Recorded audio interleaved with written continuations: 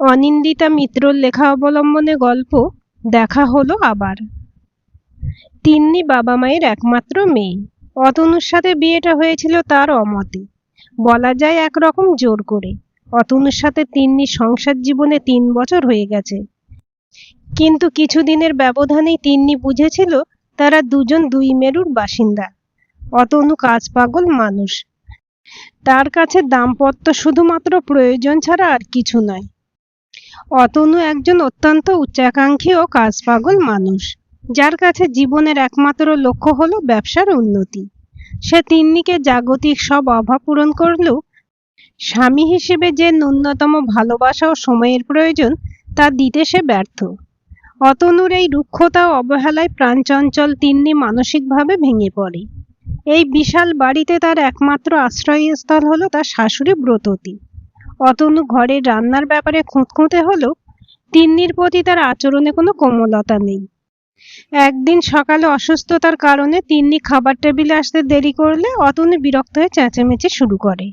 ব্রততী তাকে শাসন করেন এবং তিন্নির প্রতি তার দায়িত্বহীনতার কথা মনে করিয়ে দেন। অতনু অবলীলায় জানিয়ে দেয় এই বিয়েতে তার মত ছিল না এবং ব্যবসার চাপে তার পক্ষে স্ত্রীকে সময় দেওয়া সম্ভব নয়। অসুস্থ শরীর নিয়ে তিন্নি যখন অতনুর ব্যাগ এগিয়ে দিতে আসে, তখন সে শারীরিক ও মানসিকভাবে এতটাই দুর্বল ছিল যে শাশুড়ির সামনে জ্ঞান হারিয়ে ফেলার উপক্রম হয়। এই ঘটনার পর ব্রততী অতনুর কোনো ওজর আপত্তি শুনতে চাননি। একরকম জোর করেই অতনুকে দিয়ে ভেলোরে টিকিট কাটিয়েছিলেন। আড়ালে ডেকে বলেছিলেন, এভাবে যদি চলতে থাকে তিন্নিকে কিন্তু বাঁচাতে পারবি না। বাপের বাড়িতে পর্যন্ত যায় না মেয়েটা, দিন দিন কেমন ফ্যাকাশে রোগা হয়ে যাচ্ছে, চুপ করে থাকে, কথা বলে না। আমি এভাবে আর ওকে দেখতে পারছি না। আমার দিব্যি, তুই ওকে একটু ডাক্তার দেখিয়ে আন। মায়ের কথা ফেলতে পারেনি অতনু। দিন কয়েকের মধ্যেই তিন্নিকে নিয়ে ভেলোরে সিএমসি হাসপাতালের উদ্দেশ্যে রওনা হয়েছিল। সব রকম টেস্ট করে যে রিপোর্ট এসেছিল তাতে তিন্নির কোনো অসুস্থতা ধরা পড়েনি। ডাক্তার বলেছিল তিন্নি ডিপ্রেশনের শিকার। কাউন্সিলিং এর কয়েকটা সেশনে অতনু এবং তিন্নি দুজনকেই ভীষণ সুন্দর করে বুঝিয়েছিল ডাক্তার।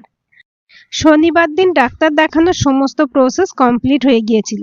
রবিবার দিনটা হোটেলে থেকে সোমবার দিন খুব ভোরে উঠে ওরা রওনা দিয়েছিল কাটপাটির উদ্দেশ্যে। ট্রেন ছাড়ার ঘন্টাখানেক আগেই ওরা স্টেশনে পৌঁছে গিয়েছিল। এসি 2 টায়ারে টিকিট কাটা হয়েছিল। ট্রেন ছাড়া তখনও দেরি ছিল। তিন্নি গায়ে চাদরটা জড়িয়ে নিয়ে চুপ করে বসেছিল।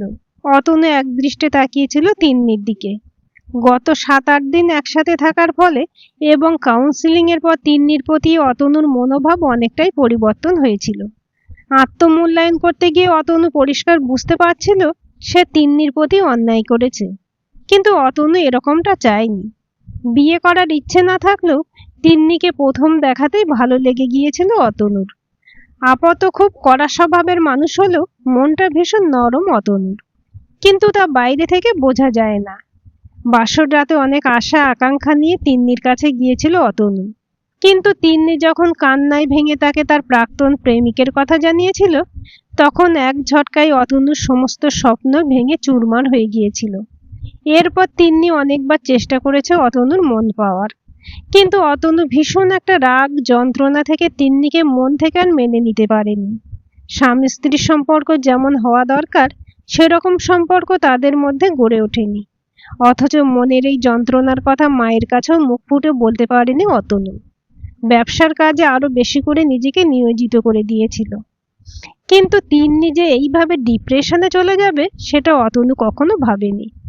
অতনুকে আলাদা করে ডেকে ডাক্তার বলেছিল, তিন্নির প্রয়োজন অ্যাটেনশন, ওকে একটু ভালোবাসুন, একটু সময় দিন, মাঝে মাঝে নিয়ে ঘুরতে বেরোন।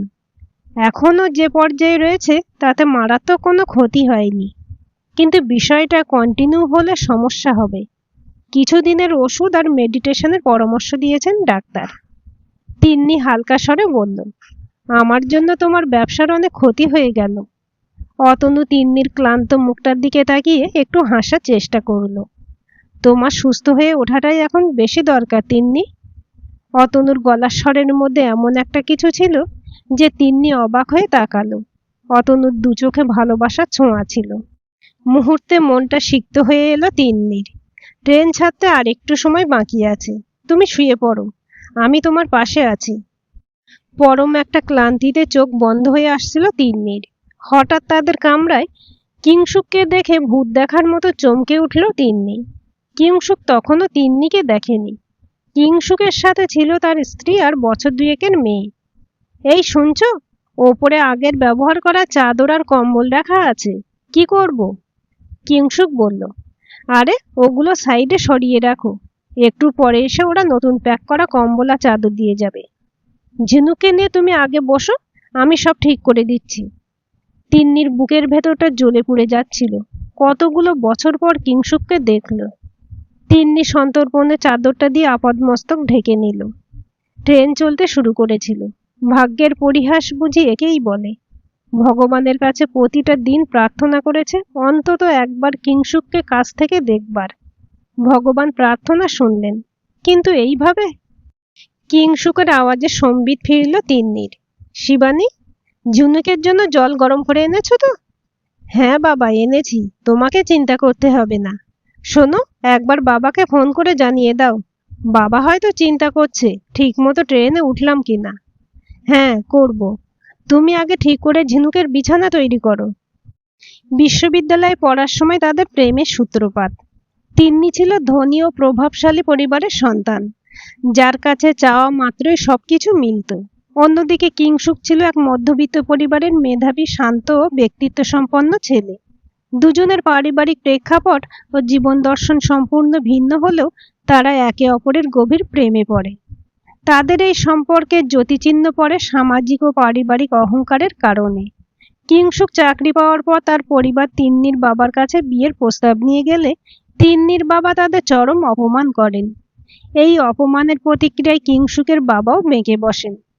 তিন্নি সব ছেড়ে কিংশুকের সাথে পালিয়ে যেতে চাইলেও আত্মসম্মান বোধে আঘাত পাওয়া কিংশুক তাতে রাজি হয়নি। তার শর্ত ছিল তিন্নির বাবাকে ক্ষমা চেয়ে বিয়ের প্রস্তাব দিতে হবে, যা বাস্তবে অসম্ভব ছিল। দুই পরিবারের অহংকার আর জেদের লড়াইয়ে পিষ্ট হয় তাদের ভালোবাসা। তিন্নির বিয়ের পর কিংশুকও জেদের বশে বাবার পছন্দ করা অন্য এক মেয়েকে বিয়ে করে নেয়। বর্তমানে তিন্নি আজও সেই হারানো প্রেমের স্মৃতি আর কিংশুকের প্রতি অভিমান বুকে নিয়ে চোখের জল ফেলে। বিয়ের মাস ছয়েক পর দুজনের আবার যোগাযোগ হয় ফেসবুকের মাধ্যমে। কথায় কথায় কিংশুক বলেছিল যে সে কোনোদিনই শিবানীকে ভালোবাসতে পারেনি। তারা শুধু নামে মাত্র স্বামী স্ত্রী। সবাই জানে তারা খুব সুখী দম্পতি, কিন্তু আদৌ তাদের ভেতরে স্বামী স্ত্রী সুলভ কোনো সম্পর্ক নেই। সে শুধুমাত্র তিন্নিকেই ভালোবাসে। দুটি হৃদয় আবার কাছাকাছি এসেছিল।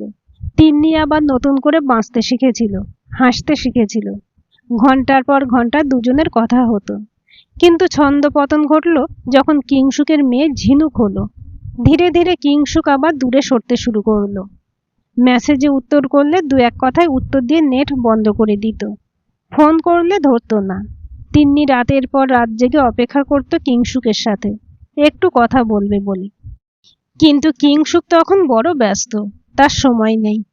কিংশুক মুখে কখনো বলতো না যে সে তিন্নির সাথে সম্পর্ক রাখতে চায় না। শুধু বলতো, আমি আজীবন তোমার সাথে আছি, তোমার পাশে আছি। কিন্তু ওই বলাটুকুই সার। তিন্নি স্পষ্টতই বুঝতে পারত নিজের সংসারটাকে খুব বেশি ভালোবাসে কিংশুক। অবহেলার মাত্রা যখন সীমা ছাড়ালো তখন নিজে থেকেই সরে এসেছিল তিন্নি। কিন্তু যে মানুষটাকে সে প্রাণ দিয়ে ভালোবাসে সে মানুষটার থেকে আবার দূরে সরে গিয়ে ধীরে ধীরে জীবনের প্রতি স্পৃহা হারাচ্ছিল তিন্নি। মৃত্যু কামনা করত শুধু। কিংশুক কিন্তু এরপর একবারও তার খোঁজ নেওয়ার চেষ্টা করেনি। তিন্নি মনে মনে নিজেকে এই বলে আশ্বস্ত করেছিল যে কিংশুক সত্যিই তাকে ভালোবাসে, শুধুমাত্র সংসারের চাপে পড়ে সে দূরে আছে। তার সমস্ত মন জুড়ে আজও শুধুই তিন্নি। কিন্তু আজ সে ধারণাও ভুল প্রমাণিত হলো। চোখের সামনে ওদের সুখী দাম্পত্য। পরের একটা স্টেশনে গাড়ি থামতেই অতনু ওপরের বাঙ্ক থেকে নেমে এসে বলল, আমি নিচে যাচ্ছি, বিস্কুট কেক কিছু নিয়ে আসি। এবার অগত্যা উঠে বসতে হলো তিন্নিকে। তাকিয়ে দেখলো কিংশুক মেয়েকে নিয়ে খেলায় ব্যস্ত। অতনু চলে যেতেই দুজনের চোখাচোখি হলো। কিংশুক কয়েক মুহূর্ত ফেলফেলিয়ে তাকিয়েছিল তিন্নির দিকে। হৃদস্পন্দন অস্বাভাবিক রকম বেড়ে গিয়েছিল কিংশুকের। কি গো, তোমাকে কিছু দেব, খাবে? শিবানীর ডাকে নিমেষে নিজেকে সামলে নিয়ে দৃষ্টি ফিরিয়ে নিয়ে বলল, না, আমি এখন কিছু খাবো না। প্রায় 2 বছর তিন্নির সাথে কোনো রকম যোগাযোগ নেই কিংসুকের। বলা ভালো, কিংসুক নিজে থেকেই যোগাযোগ আস্তে আস্তে বন্ধ করে দিয়েছিল। তিন্নির বুকের ভেতরটা ভাঙচুর হচ্ছিল। শিবানী এবার তিন্নির দিকে তাকিয়ে বলল, ট্রিটমেন্টের জন্য এসেছিলেন? তিন্নি মুখে হাসি ফোটানোর চেষ্টা করেও ব্যর্থ হলো। সংক্ষেপে উত্তর দিল, হ্যাঁ। ইতিমধ্যে অতনু ফিরে এসেছিল। কেকের প্যাকেট, বিস্কুটের প্যাকেট তিন্নির দিকে এগিয়ে দিয়ে বলল, খেয়ে নাও। অতনু এবার কিংসুকের দিকে চোখ পড়তে বলল, মাইসেলফ অতনু সাহা। কিংসুক হাত বাড়িয়ে দিয়ে বলল, আমার নাম কিংসুক বসাক, আমার স্ত্রী শিবানী। অতনু বলল, আপনারা কবে এসেছিলেন? প্রায় মাসখানেক হয়ে গেল। অনেক দিন তো। আমরা 7 দিন আগে এসেছি। অ্যাকচুয়ালি আমার স্ত্রীর শরীর ভালো নেই, ওকেই ডাক্তার দেখাতে নিয়ে এসেছিলাম। কিংসুকের বুকটা কেঁপে উঠল। তিন্নিকে দেখার পর থেকে মনের ভেতরে আলোড়ন উঠেছে। তিন্নির সেই সুন্দর চেহারা আর নেই, ভীষণভাবে রোগা হয়েছে। চোখের উজ্জ্বলতা নেই, কেমন যেন একটা দৃষ্টি মুখ থেকে অজান্তেই বেরিয়ে এলো। কি হয়েছে ওনার? তিন্নি জ্বলন্ত দৃষ্টিতে তাকালো কিংসুকের দিকে, তারপর উঠে দাঁড়িয়ে অতনুকে বলল, আমি একটু টয়লেট থেকে আসছি। তিন্নি চলে যেতে অতনু হালকা শ্বাস ফেলে বলল, mild depression, it's just beginning period. Psychotherapy করালো কিছুদিন, বাড়িতে একটু চুপচাপ থাকতো, কিন্তু সত্যি বুঝতে পারেনি যে সেটা ডিপ্রেশনের পর্যায়ে চলে গেছে। শিবানী অভয় দেবার সুরে বলল, এখানকার ডাক্তারেরা ভীষণ ভালো জানেন, ওদের কথা মতো চললে খুব তাড়াতাড়ি সুস্থ হয়ে যাবে আপনার স্ত্রী। অতনু এবার কণ্ঠস্বরে দৃঢ়তা এনে বলল, হ্যাঁ, এখন ওকে ঠিক করার অনেকটা দায়িত্বই আমার কাঁধে। নিশ্চয়ই সব ঠিক হয়ে যাবে।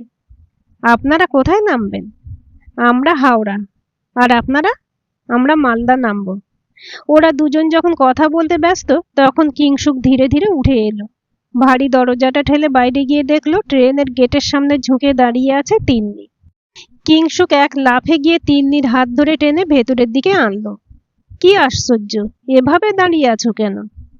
তিন্নির নিজের হাতটা কিংসুকের হাত থেকে ছাড়িয়ে ম্লান হেসে বলল, তোমার কি মনে হয়েছিল আত্মহত্যা করতে যাচ্ছে? কিংসুক এবার একটু অপ্রস্তুত হলো। না, মানে যেভাবে ঝুঁকেছিলে তাতে যে কোনো মুহূর্তে অঘটন ঘটে যেতে পারত। অঘটন যা হওয়ার তা তো অনেক আগেই হয়ে গেছে, আর নতুন করে কি হবে? কিংসুকের বুকের ভেতরটা মোচড় দিয়ে উঠল। এ কি শরীরের দশা করেছ? তিন্নি ভৎসনার চোখে তাকালো, তারপর বলল, সামনাসামনি দেখে আমার শরীরের কথা মনে হলো? আমার ভীষণ ঘেন্না হচ্ছে জানো। এতদিন একটা মিথ্যে আশা মনের মধ্যে পুষে রেখেছিলাম। তুমি যা যা বলতে সবটা নির্দ্বিধায় বিশ্বাস করেছিলাম। তোমার থেকে দূরে সরে এসেছিলাম, কিন্তু মনের মধ্যে কোথাও একটা সান্ত্বনা ছিল, তুমি শুধু আমাকেই ভালোবাসো। কিন্তু দেখলাম সবটাই তোমার মিথ্যাচার। একটুক্ষণ থমকে গেল কিংসুক, তারপর বলল, তিন্নি বিশ্বাস করো, আমি আজও তোমাকে ভালোবাসি। কথা বলার সময় গলাটা কেঁপে গেল কিংসুকের। তিন্নি তাকে কতটা ভালোবাসে তা সে জানে। বিয়ের পর অনেক চেষ্টা করেও শিবানীকে ভালোবাসতে পারেনি কিংসুক। শিবানীর মধ্যে শুধু তিন্নিকেই খুঁজে গেছে। কিন্তু শিবানীর সাথে তিন্নির আকাশ পাতাল পার্থক্য। শিবানী অতি সাধারণ ঘরের মেয়ে, সে একেবারেই আধুনিকা নয়। সে শুধু তার সংসারটাকে আঁকড়ে ধরে ভালোবাসতে জানে। স্বামী ঈশ্বর তুল্য এই নীতিতে বিশ্বাসী। বিয়ের পর কিংসুকের শত অবহেলা সত্ত্বেও সে তার কর্তব্যে এতটুকু গাফিলতি করেনি। অন্যদিকে তিন্নি জীবন শক্তিতে ভরপুর প্রাণবন্ত একটি মেয়ে, যে ভালোবাসা আদায় করে নিতে জানে, উজাড় করে ভালোবাসতে জানে, অভিযোগে মুখর হতে জানে। তোমার মুখে ভালোবাসা কথাটা মানায় না। দিনের পর দিন তোমার জন্য আমি অপেক্ষা করে গেছি, আর তুমি ব্যস্ততার অজুহাত দিয়ে গেছো।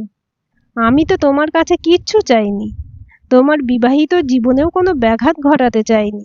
শুধু চেয়েছিলাম কিছু সময়, কিন্তু তোমার সময়ের বড্ড অভাব। ঘর থেকে কখনো ফোনে কথা বলনি, পাছে তোমার বউ শুনে ফেলে। কি আছে ওর মধ্যে যা আমার নেই? তোমার মধ্যে যা আছে তিন্নি কারো মধ্যে নেই। ও নিতান্তই সাধারণ, কিন্তু ও আমার সন্তানের মা। এই সত্যিটাকে অস্বীকার করার উপায় নেই তিন্নি। তিন্নি অসম্ভব বিরক্তি সহকারে বলল, বউয়ের প্রতি যদি এত ভালোবাসা, তবে কেন এসেছিলে আমার কাছে? কিংসুক কিছুক্ষণ চুপ করে থেকে বলল, বিশ্বাস করো তিন্নি, আমি তোমাকে কখনো ঠকাতে চাইনি। আমি আজীবন তোমাকেই ভালোবাসবো। সেই ভালোবাসাটা আমার মনের মধ্যেই থাকবে। তিন্নির চোখ দুটো ঝলসে উঠল। তোমার এই সমস্ত ফিলোজফিক্যাল কথাবার্তা শুনেই তোমার প্রতি আকৃষ্ট হয়েছিলাম। তুমি একটা ভণ্ড, ঠগ, জোচ্চোর। তোমার ভালোবাসার নমুনা তো প্রথম থেকেই দেখে যাচ্ছি। তোমার বাবার অপমানের খেসারত দিতে হয়েছিল আমাকে। আমার চাইতে তোমার বাবার সম্মানটাই তোমার কাছে বেশি ছিল, সেই জন্য আমাকে বিয়ে করনি। তারপর সংসার জীবনে যখন একঘেয়ে লাগলো, তখন আবার আমার কাছে ফিরলে। আমার কি দোষ ছিল বলতে পারো? তোমার মেয়ে হওয়ার পর থেকে তুমি এতটাই ব্যস্ত হয়ে পড়লে যে আমার জন্য আর তোমার সময় ছিল না। অজুহাতের পর অজুহাত দিয়ে গেছো। একসাথে অনেক কথা বলে হাঁপাচ্ছিল তিন্নি। দরজা ঠেলে অতনুকে আসতে দেখে কিংসুক পরিস্থিতি সামাল দিতে দ্রুত এগিয়ে গেল। ওনার বোধহয় মাথা ঘোরাচ্ছে, একটু দেখুন। অতনু সাবধানে তিন্নিকে ধরে ভেতরে নিয়ে গেল। কিংসুক ফিরে গিয়েছিল তাদের পুরনো স্মৃতিতে। তিন্নির মতো একটা আধুনিক স্মার্ট মেয়ে তার মতো একটা সাধারণ ছেলেকে ভালোবাসবে, তা কিংসুকের চিন্তার অতীত ছিল। কিন্তু কিভাবে যেন ভালোবাসাটা হয়ে গিয়েছিল। স্বপ্নের মতো কেটে গিয়েছিল ইউনিভার্সিটির 2 বছর।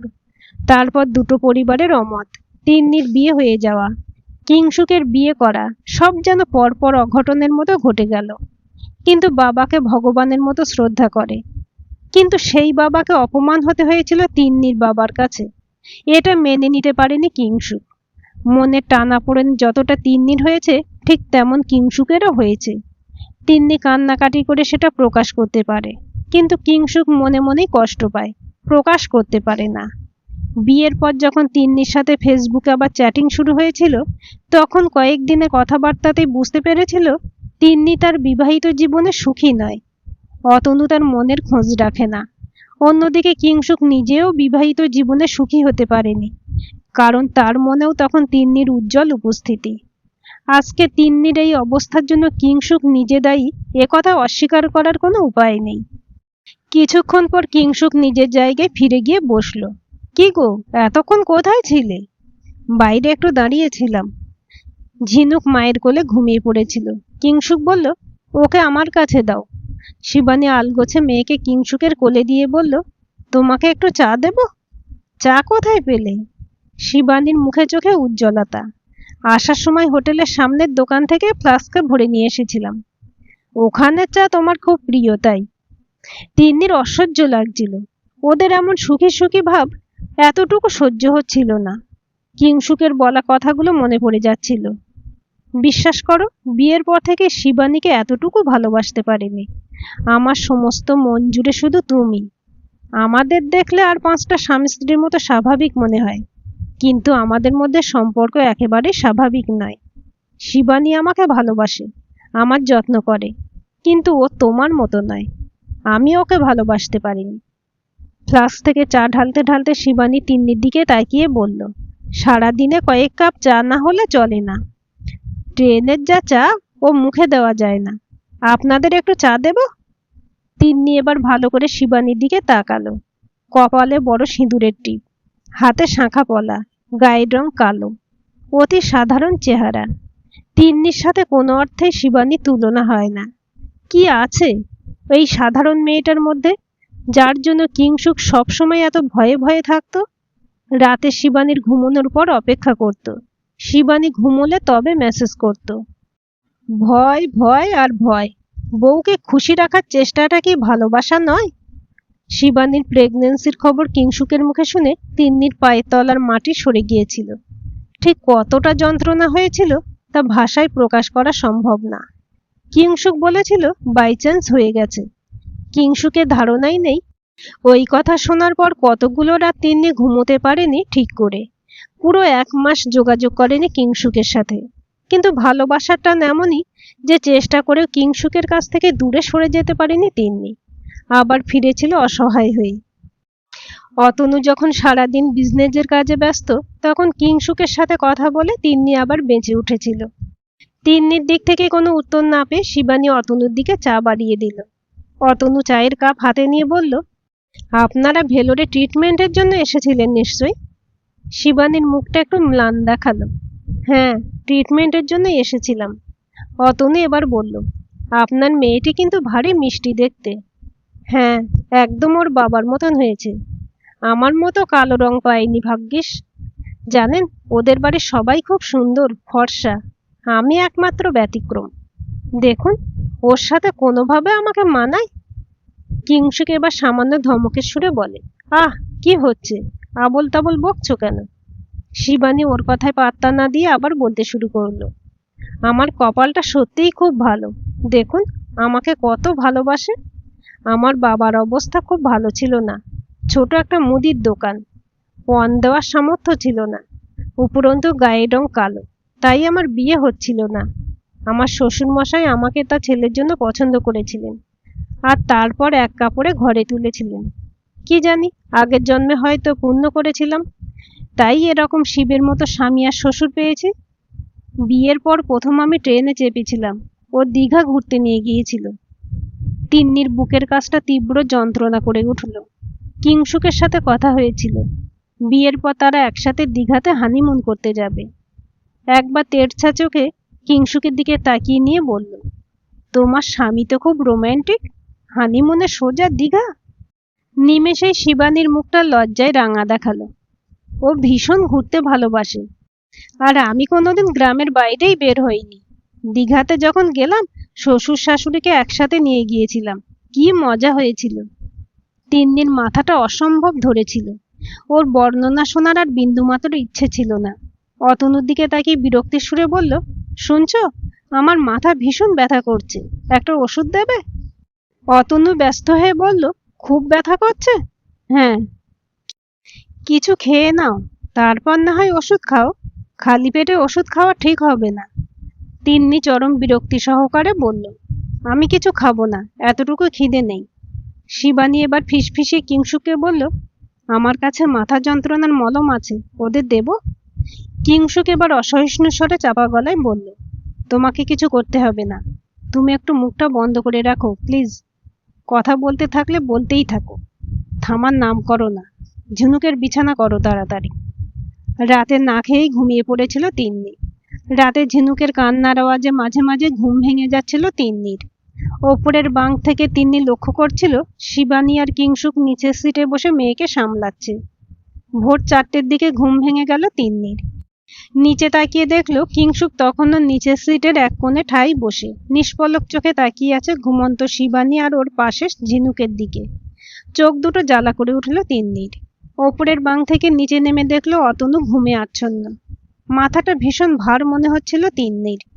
বাইরের প্যাসেজে গিয়ে দাঁড়ালো। কোনো একটা স্টেশনে ট্রেনটা দাঁড়িয়েছিল, এবার ছেড়ে দিল। প্ল্যাটফর্ম ধীরে ধীরে সরে যাচ্ছে। আমাকে ক্ষমা করে দিও তিন্নি। পেছনে এসে দাঁড়িয়েছিল কিংসুক। তিন্নি কোনো উত্তর না দিয়ে বাইরের দিকে তাকিয়েছিল। আমাকে ভুলে গিয়ে আবার নতুন করে জীবন শুরু করো। তোমার এরকম অবস্থার জন্য আমি দায়ী, আমি জানি। কিন্তু আমার মতো একটা মানুষের জন্য তুমি নিজের জীবন এভাবে তিল তিল করে শেষ করে দিও না। তিন্নি কণ্ঠস্বরে দৃঢ়তা আনার চেষ্টা করে বলল, তোমার এসব ভাবার কোনো কারণ নেই, আমি ঠিক আছি। না, তুমি ঠিক নেই। তোমার চেহারা বলে দিচ্ছে তুমি ঠিক নেই। অতনুবাবু বললেন তোমাকে ডাক্তার দেখানো হয়েছে। So what? শরীর থাকলে অসুখ বিসুখ হয়। এটা কোনো সাধারণ অসুখ নয়। ডিপ্রেশন থেকে মানুষের কত বড় বড় রোগ হতে পারে তুমি জানো?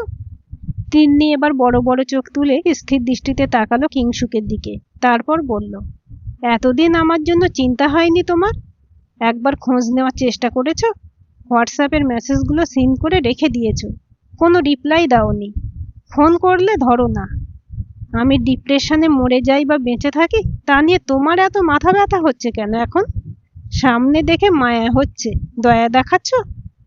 কিংসুক চুপ করে দাঁড়িয়েছিল। গুমোট গলায় তিন্নি বলল, বিয়ের পর সব ভুলে আমি আবার নতুন করে বাঁচতে চেয়েছিলাম কিংসুক, কিন্তু মাস 6 পরে তুমি ফিরে এসে আবার আমার জীবনটাকে নরক করে দিলে। সত্যি কথা বলো তো, তোমার জীবনে আমার দরকারটা ঠিক কবে থেকে ফুরলো কিংসুক? মেয়ে হওয়ার পর থেকে? কিংসুক চুপ করে দাঁড়িয়েছিল। তিন্নি একটু দম নিয়ে আবার বলল, বিবাহিত জীবনে আমরা কেউ সুখী ছিলাম না। কিন্তু ওই সময় যদি তুমি ফিরে না আসতে, যদি আমার আবেগগুলোকে আবার করে না জাগাতে, তাহলে হয়তো আমার জীবনটা এরকম হতো না। কিংশুক এবার আত্মকণ্ঠে বলে উঠল, আমি একটা মুহূর্ত তোমাকে ভুলতে পারিনি তিন্নি, কিন্তু বিশ্বাস করো, কখনো চাইনি তোমার কোনো ক্ষতি হোক। তিন্নি এবার কঁকিয়ে উঠল, যদি ভুলতেই না পারো, তাহলে এখন ভুলে আছো কি করে? তুমি দূরে গেলে আমি বারবার অসুস্থ হয়ে পড়ি, তুমি সেটা ভালো করে জানতে, কিন্তু তুমি তবুও আমাকে ছেড়ে গেলে, একটা খবর নেওয়ার চেষ্টা করোনি। তুমি কি করে পারলে কিংশুক? কেন আমাকে ভুল বোঝালে যে তুমি তোমার স্ত্রীকে ভালোবাসো না? শিবানীর জন্য তুমি সমস্ত দায়িত্ব কর্তব্য নিখুঁতভাবে পালন করে চলেছো, অথচ আমাকে ভুল বুঝিয়েছো যে ওকে তুমি ভালোবাসো না। কেন? কেন? তিন্নি অঝরে কেঁদে উঠল। কিংশুক কিংকর্তব্য বিমূঢ় হয়ে তিন্নিকে বলল, আস্তে তিন্নি, কেউ শুনতে পাবে। কষ্টের যন্ত্রণায় তিন্নির বুকটা ফেটে যাচ্ছিল। তীব্র কণ্ঠে বলল, তোমার এই ভয় প্রমাণ করে তুমি একটা কাপুরুষ। শুধু নিজের প্রয়োজনের জন্য আমাকে ব্যবহার করে গেছো। আসলে তুমি আমাকে কোনোদিন ভালোবাসোনি। কিংশুকের দুটো চোখ জলে ভরে এসেছিল। বিশ্বাস করো তিন্নি, আমি আজও শুধু তোমাকেই ভালোবাসি, কিন্তু আমার একটা পরিবার আছে, সন্তান আছে। ঝিনুককে আমি ভীষণ ভালোবাসি, ওর জন্যই। কথাটা তীরের মতো বিঁধল তিন্নির বুকে। তাহলে আমার প্রতি তোমার কি ছিল? নিছক দুর্বলতা? দুর্বলতা নয় তিন্নি, ভালোবাসা, সত্যিকারের ভালোবাসা। ভালোবাসি ভালোবাসি কথাটা বারবার বললেই ভালোবাসা প্রমাণিত হয় না কিংশুক। আমাকে সত্যি ভালোবাসলে এত যন্ত্রণা দিতে না। রাতের পর রাত জেগে তোমার মেসেজের অপেক্ষা করেছি, কিন্তু তুমি অঘরে ঘুমিয়েছ স্ত্রী সন্তান নিয়ে। সকালে উঠে ছোট্ট একটা মেসেজ, গুড মর্নিং, আর রাতে ঘুমোতে যাওয়ার আগে গুড নাইট। এটাকে কি ভালোবাসা বলে? তুমি যতই অস্বীকার করো, তোমার স্ত্রী সন্তানের প্রতি তোমার ভালোবাসা তোমার অজান্তেই চলে আসে। আমাকে তোমার আর প্রয়োজন নেই, কিংশুক ভগ্ন গলায় বলল। আমার কর্তব্যগুলোকে তো আমি অস্বীকার করতে পারি না তিন্নি। শিবানী আমার স্ত্রী, অতনু তোমার স্বামী, এ সত্যটা কি পাল্টে যাবে? কিংশুকের কণ্ঠস্বরের যন্ত্রণা ফুটে উঠল। যদি তাই হয়, তাহলে আবার সম্পর্ক গড়ে তুলেছিলে কেন? শিবানী থেকে যা পাচ্ছিলে না তা আমার কাছ থেকে পেতে? তিন্নি, তুমি একটু বোঝার চেষ্টা করো। আমি তো চাই তুমি আমাকে বোঝাও। বিয়ের পর একটা বছর তুমি পুরোপুরি আমার সাথে ছিলে, তারপর তোমার মেয়ে হলো, আর সব বদলে গেল। আমি বুঝতে পেরেছিলাম যে সম্পর্কটা টেনে নিয়ে গেলে তোমার কষ্ট আরো বাড়বে। তুমি ঠিক যেভাবে সর্বক্ষণ আমাকে পেতে চাইতে, সেভাবে আমি তোমাকে সময় দিতে পারছিলাম না। আমি বুঝতে পারছিলাম এভাবে চলতে থাকলে তোমার কষ্ট আরো বাড়তে থাকবে, তুমি সুখী হতে পারবে না। তোমাকে বারবার বোঝানোর চেষ্টা করেছিলাম, তুমি বোঝোনি। তাই তাই কি ছুঁড়ে ফেললে আমাকে? আমার সমস্ত আবেগ, আমার আকুতি, সবকিছুকে পায়ে দোলে ফিরে গেলে নিজের সুখী জীবনে। আমি সব বুঝেছি এখন। যতক্ষণ আমাকে প্রয়োজন ছিল, ততক্ষণ তুমি আমার সাথে ছিলে।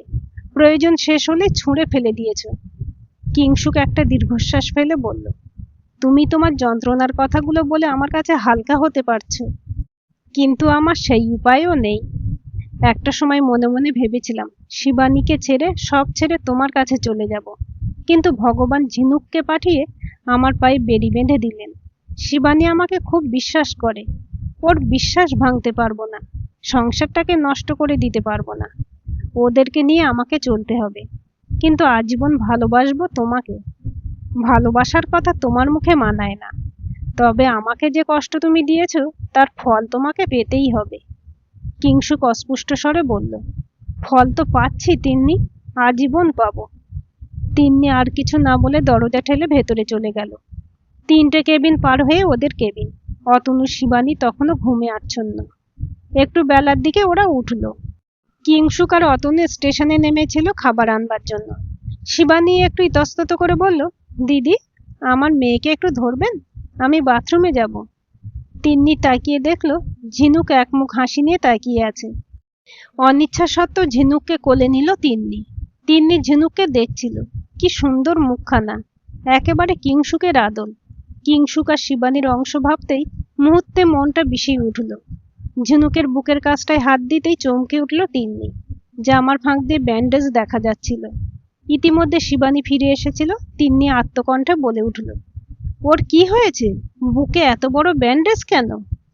শিবানী ম্লান স্বরে বলল, ও চিকিৎসার জন্যই তো ভেলোরে ছুটে এসেছিলাম। জন্মের সময় থেকে ওর হার্টে ফুটো ছিল। চিকিৎসার জন্য প্রচুর টাকার দরকার ছিল। দিনরাত পরিশ্রম করে গেছে মেয়ে চিকিৎসার টাকা জোগাড়ের জন্য। শেষ পর্যন্ত আমার শ্বশুর মশাই আমাদের পৈতৃক জমিগুলো বিক্রি করে দিলেন। এখানে এসে ওর ওপেন হার্ট সার্জারি হয়েছে। ডাক্তার বলেছে চিন্তার কোনো কারণ নেই, ও এখন পুরোপুরি সুস্থ। কিন্তু বিশ্বাস করুন, এই 2 বছর কি নরক যন্ত্রণায় কাটিয়েছি তা আমি আর ও জানি। প্রতিটা মুহূর্তে মনে হতো মেয়েটা বুঝে আর বাঁচবে না। ছোট থেকে শুধু ভুগেই চলেছে। ওর ভীষণ ধৈর্য জানেন। আমি মনোবল হারিয়ে ফেলেছিলাম, কিন্তু ও বলেছিল মেয়েকে ঠিক সুস্থ করে তুলবে। শিবানী কথা বলতে বলতে অঝরে কেঁদে উঠল। তিন্নির বুকের ভেতরটাও অসম্ভব যন্ত্রণা করছিল। ঝিনুকের নিষ্পাপ মুখটা দেখে চোখের জল ধরে রাখতে পারল না তিন্নি। কিংসু কখনো জানতেও দেয়নি ও এত কষ্টে আছে। শুধুমাত্র নিজের কথাই ভেবে গেছে তিন্নি। কিন্তু কিংসু কি পরিস্থিতির মধ্য দিয়ে যাচ্ছে তার বিন্দুমাত্র ধারণা ছিল না তিন্নির। একটা সময় ঝিনুকের নামটা পর্যন্ত শুনতে পারত না তিন্নি। অসম্ভব একটা রাগ ক্ষোভ বাসা বেঁধেছিল ওই নামটাকে কেন্দ্র করে। ভীষণ রকম একটা ঈর্ষা ওই ছোট্ট প্রাণটাকে ঘিরে। ওর জন্যই কাছে এসেছে কিংসুক আর শিবানী। এই ভাবনাটা মনের কষ্টকে শতগুণ বাড়িয়ে দিত। কিন্তু ঠিক এই মুহূর্তে একটা অপার স্নেহ চুঁয়ে চুঁয়ে পড়ছিল তিন্নির মনের আঙিনায়। মনটা যেন ভীষণ হালকা মনে হচ্ছিল, যেন কোনো দুঃখ নেই, কষ্ট নেই। তিন্নি আলতো করে ঝিনুকের কপালে চুমু দিয়ে বলল, সোনা মা, তুমি একদম ভালো হয়ে যাবে। কিংসুক ফিরে এসে তিন্নিকে ঝিনুকের সাথে খেলা করতে দেখে স্তম্ভিত হয়ে দাঁড়িয়েছিল। অতনুও তিন্নিকে উচ্ছ্বসিত দেখে অবাক। তিন্নিকে এভাবে বহুদিন হাসতে দেখেনি অতনু। মনটা অসম্ভব ভালো লাগায় ভরে উঠেছিল। অতনু তিন্নির পাশে বসলো। কিংসুককে দেখে শিবানী বলল, দেখো ঝিনুক কেমন মিশে গেছে ওনার সাথে। এরপর তিন্নির কাছেই সারাদিন ছিল ঝিনুক। খেলতে খেলতে তিন্নির কোলে একসময় ঘুমিয়ে পড়েছিল। ঘুমন্ত ঝিনুককে ওর মায়ের কোলে ফিরিয়ে দিয়ে তিন্নি তাকালো কিংসুকের দিকে। সে দৃষ্টি ক্ষমা সুন্দর দৃষ্টি। এতটা কাল অধিকার বোধ নিয়ে ভীষণ একটা মান অভিমান যেভাবে তার পরিধি বিস্তার করেছিল, এক ঝটকায় সেই অধিকার বোধ শ্লোথ হতে শুরু করেছিল।